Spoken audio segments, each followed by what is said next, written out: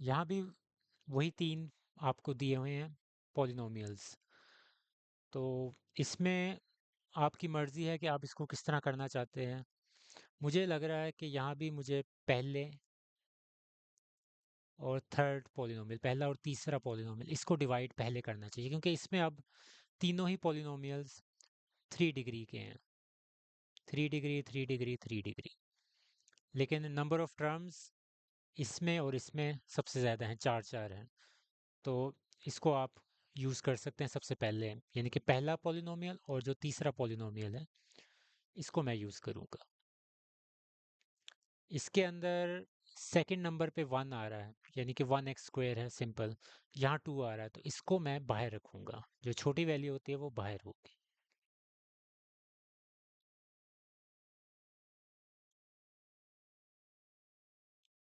और ये क्योंकि यहाँ 2 आ रहा है, यहाँ 1 है, तो जो छोटा पॉलिनोमियल होता है वो, सॉरी, छोटा जो आपका कोफिशिएंट होता है, वो वैल्यू वैल्यू आप बाहर रखें, वो अंदर रखें।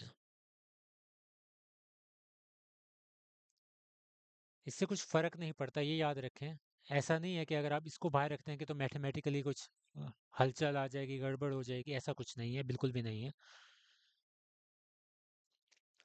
लेकिन कुछ चीज़ें होती हैं कि अगर आप उसको समझ के करें तो आसान हो जाएंगी, लेंथी नहीं होगी। लंबे रास्ते भी होते हैं उसको, क्योंकि मैं सिर्फ मैथ्स नहीं पढ़ा रहा, मैं आपको एफिशिएंट वेज बताता हूँ साथ साथ, कि अगर इस तरह कर लें तो इस तरह ज़्यादा आसानी होगी और आपको ज़्यादा, जो कहते हैं कि मगजमारी नहीं करनी पड़ेगी, मुश्किल नहीं होगी आपको। तो x³ है, इधर भी x³ है, तो सिंपल 1 से मल्टीप्लाई कर दें, x³। और 1 से मल्टीप्लाई करने से आपको पता है ये सारी वैल्यू एज इट इज़ नीचे आ जाएगी, क्योंकि 1 से ही मल्टीप्लाई हो रही है। साइन चेंज कर दें, ये कैंसिल हो गया, +3 -3 ये कैंसिल हो गया, ये आपके पास सब्ट्रैक्शन हो गई। तो x², यहाँ भी सब्ट्रैक्शन हुई तो +3x। अब x³ इधर आपके पास x² है, इधर आपके पास x³ है।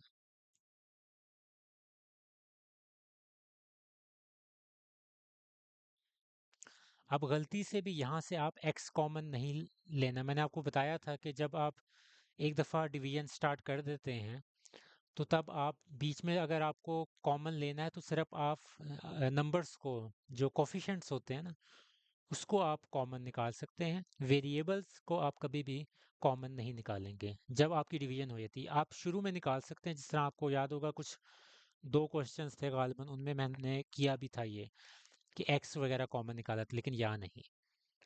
ये वाली वैल्यू अंदर,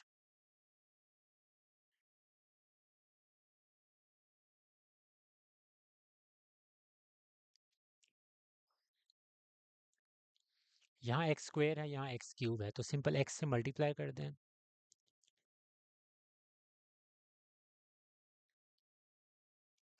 साइन चेंज, ये आपस में कैंसिल हो गया, इसको सब्ट्रैक्शन हुई तो 2x², ऊपर से एक वैल्यू आप नीचे उतारे -2x।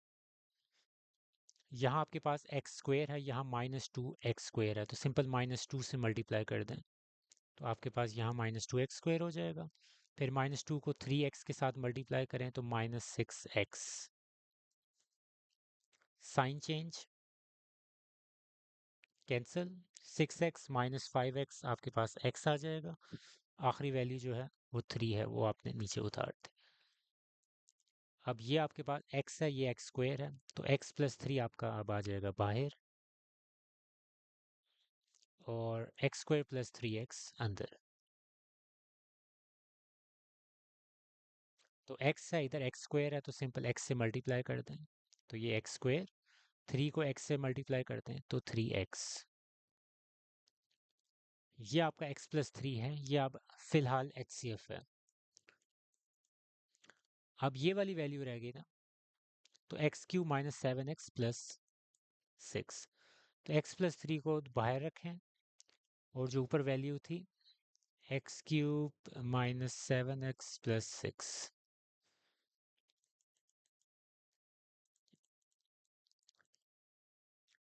तो जो आपका दो पॉलिनोमियल्स का HCF आया था, यानी कि x+3, अब आपने वो बाहर रखा, और जो तीसरा पॉलिनोमियल था उससे अब आप इसको डिवाइड कर रहे हैं।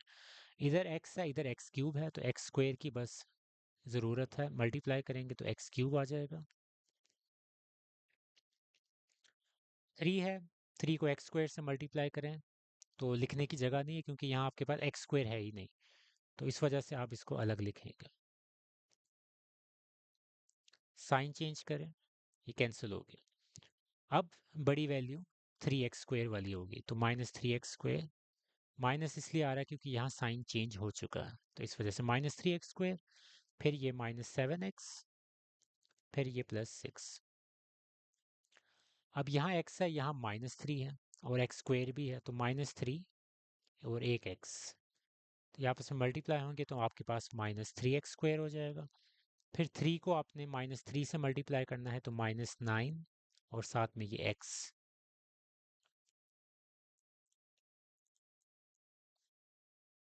साइन चेंज, सब्ट्रैक्ट करेंगे तो आपके पास 2x आ जाएगा और आगे +6।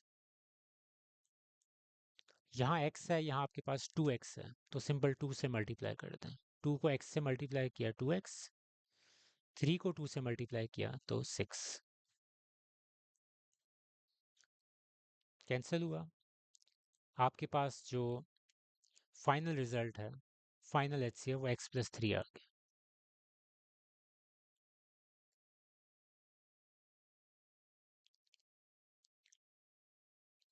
इसके साथ ही आपके ये वाले जो क्वेश्चंस हैं डिवीजन मेथड वाले HCF के, ये ख़त्म हुए। ये बोर्ड के पेपर के पॉइंट ऑफ व्यू से देखा जाए तो इतने इम्पोर्टेंट नहीं है, लेकिन इसके अंदर काफ़ी चीज़ें ऐसी हैं, कॉन्सेप्ट्स ऐसे हैं जो आगे जाके काम आएंगे ही आएंगे। ये नहीं है कि अगर आप इसके कॉन्सेप्ट से डर जाएंगे कि मल्टीप्लिकेशन कैसे हो रही है, कॉमन कैसे लिया जा रहा है, अगर उससे घबरा जाएंगे तो फिर तो पॉसिबल नहीं है कि आगे भी आप प्रोग्रेस कर पाएँ और आगे भी आपको उसी कॉन्सेप्ट्स की वजह से ही मुश्किलात का सामना होगा।